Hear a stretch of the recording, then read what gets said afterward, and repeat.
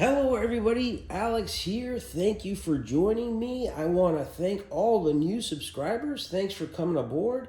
I really appreciate all the comments and all the participation that's been going on in the videos and all the information being shared.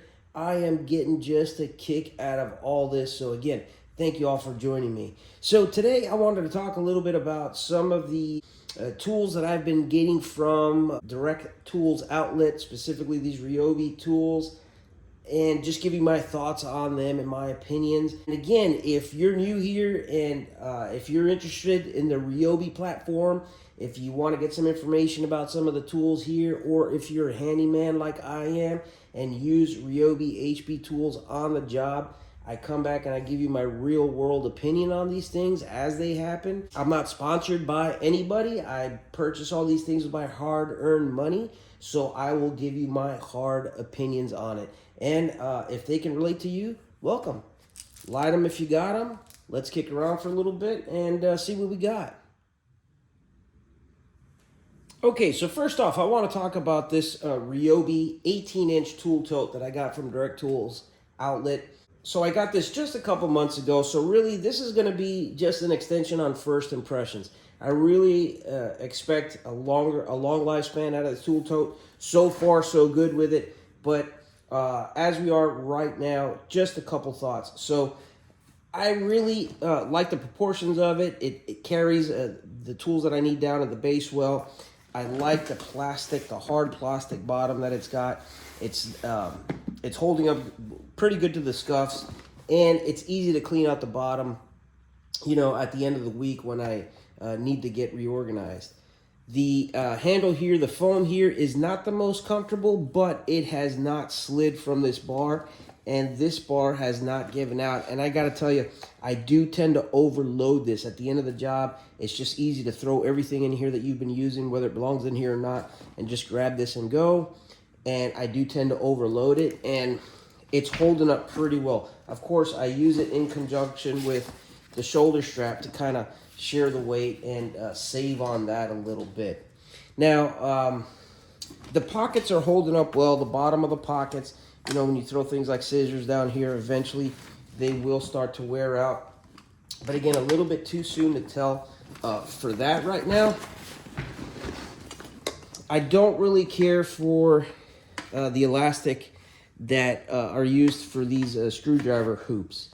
It's just, you could just tell it's something that eventually will wear out, but that's, you know, it is what it is. And of course, you can say things like, well, it'd be nice to have other features like maybe a removable wall here because I do carry my drills and all that, but I get it. It's going to add to the expense, and these are, you know, features that people may or may not use. Now, for the pockets here, and I have my hand tools here, I will say that whatever reinforcement material they have running right through here is not very stout. It might be a piece, you know, a cardboard, some of that plastic cardboard, but of course the weight of this is going to weigh it down. So what I really want to get doing, and this is one of the things that I thought of first when I first got it, I just haven't done it yet, is put a magnet strip and rivet it from here to here, and just put a magnet strip across so that these tools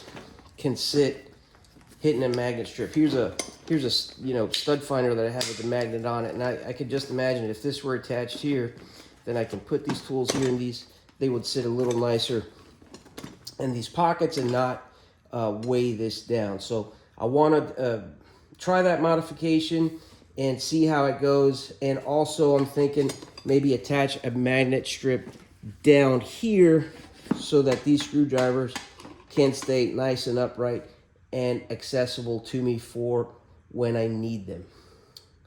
So again, this carries about 80% of the things that I need on every job. Now, again, keep in mind, I'm a handyman, so I could be installing a ceiling fan one second, or you know, maybe doing a drywall repair the next second, or installing a garbage disposal. So, you know, I grab this and I've got the different tools that I need, and then I just grab the appropriate caddy with the additional tools that I might need. And again, that modularity is just working out real well for me. I do like the fact that it's got level storage here, and a couple little pockets for some other specialized things that I need. I like the big side pockets here. It's good to carry the Ryobi branded drill bit cases and other cases. And of course, it's got a good stout measurement belt clip here. So again, these are just an extension of my initial impressions on this tool tote. I want to carry it a year and then give you my opinions then, and just see how they hold up. Again, I wouldn't necessarily go for it at full price. I think this is like $50 regularly. I did get it at the sale price. I think I picked this up for 35 bucks all day long for 35 bucks. Absolutely, it's been worth it so far. And enjoy some simple modifications that I'd like to do to it. Okay, moving on. Alrighty, folks, so one more thing I wanted to share with you all was the addition of this Bora 4x4 table setup here that I've been using to hold my tools as I organize and give you some of these updates. If you remember, I already had this 2x4 unit here that I bought once before. I have been taking it with me to several jobs, and it takes a little bit longer on the setup than I was used to with the DeWalt table, but let me tell you what, it's lightweight and it goes together nice and sturdy, and it folds down super compact, and it's part of my system, so I've been enjoying it very much. Because of that, I decided to double down with Bora and go ahead and invest in the 4x4 version of it, which went on sale with on Acme Tools, and I couldn't pass it up. I looked at the over at the wife, and she gave me the green light of a wink, and I went ahead and ordered it, and here it is. So that being said, I can put both these units together and slap this 4x8 sheet of MDF.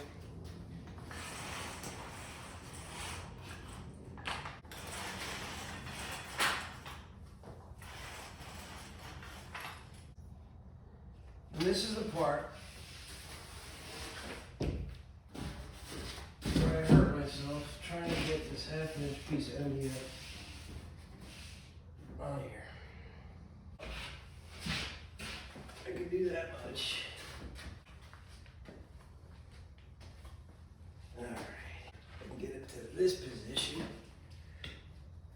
And I can drop it like so. Now my wife will come running because she'll think I'm crushed under the lumber.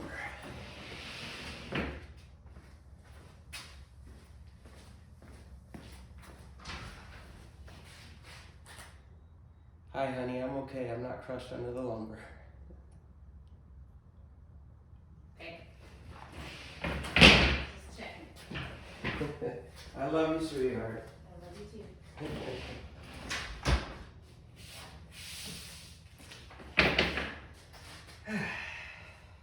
And it makes a nice stable workbench. You know, after I clamp it down, I don't have it clamped down right now because I've just got my tool stack there, but once I start cutting stuff on there, I'll be able to screw that down to the base, and it will make a nice stable platform, something that I can go ahead and tear down easily, fold these up real nice, park the car back inside. We are good to go. Anyway, I will continue to give you my thoughts on this Bora table as I use it. But like I said, I've been using this one on the job site for several projects now, and I've been super, super happy with it. That being said, everybody, thanks for joining me again today. Hopefully this information has been useful to some of you. And if it has been, let me know in the comments. I enjoy all the interaction and all the information and, you know, all the jokes and the stories from you all. So thanks for watching. God bless.